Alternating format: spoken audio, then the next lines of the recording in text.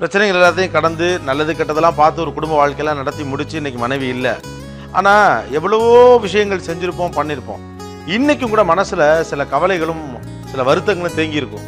இன்னைக்கு உயிரோடு அவங்க இல்லை, இருந்திருந்தால் இந்த விஷயத்தில் கோச்சுக்காதப்பான்னு ஒரு வார்த்தை சொல்லியிருந்துருக்கலாம், தப்பு பண்ணிட்டப்பான்னு சொல்லியிருந்துருக்கலாம், மன்னிச்சுக்கப்பான்னு சொல்லியிருந்துருக்கலாம். ஆனால் இன்றைக்கி அவங்க இல்லை, சொல்ல முடியாது.